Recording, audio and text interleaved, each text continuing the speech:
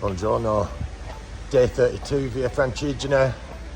It's 8 a.m. We're leaving Sutri. We're heading to Campagnano di Roma. Only 2 more days of walking after today, and we'll arrive in Rome on Friday. Really within touching distance now. Close to hitting that 1,000-kilometre mark. So let's get going. Andiamo.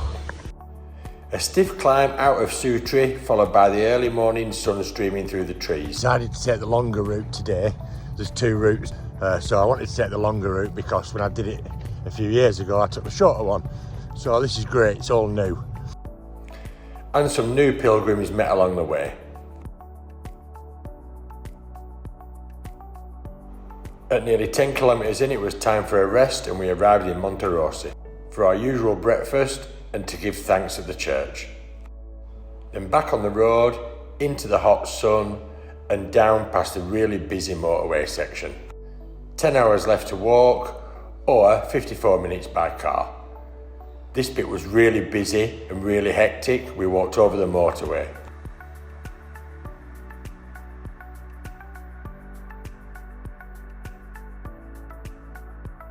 Cars thundered by, and just this really robust fence to stop the oncoming traffic hitting me. But soon enough we returned to quiet country lanes. The heat was pretty intense at this point whilst we watched the farmers go about their business.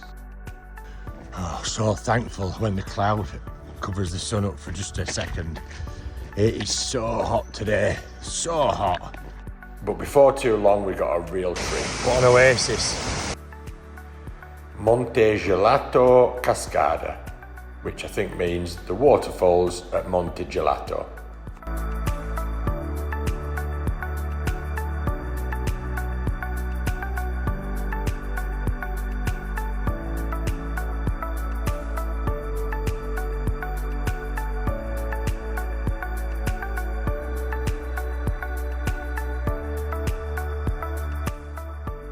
And then the final push onto Campagnano.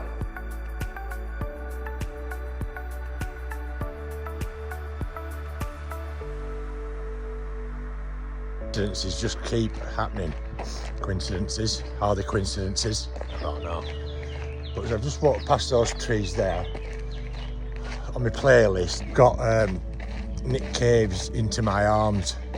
And there's a line in it where he says, I don't believe in the existence of angels. And then literally like a minute later, there's the tree with 3 angels on them. But just for good balance, the police and Walking on the Moon's just come on after that. And I'm not really sure Sting ever did that. I'm just stood here for a minute because it's so hot, but there's like the nicest breeze coming up this little lane here. And you know what? It just reminds me that you've got to be thankful for the smallest things sometimes. We take all manner of things for granted in our normal lives. And I know this isn't normal life, but just, you know, a cooling breeze on a hot day. It's something to be thankful for. Right, 1 kilometre left. I know there's a really bad climb at the end of it. Wait till you see this. Right, I'm sure I've just seen some baby chingali, some baby wild boar trotting along here. Right, let's see if we can spot them. Can you see it? Right up there, look. There it is. Chingali, see if we can sneak up on it. Hopefully its mum and dad don't come out and spear me. Chingali. I think the sun's got to me again. Oh, little Chingali. Smart. Right, we've got to climb up there. 254 metres. 40 metres straight up. But they were into town and the day's almost finished.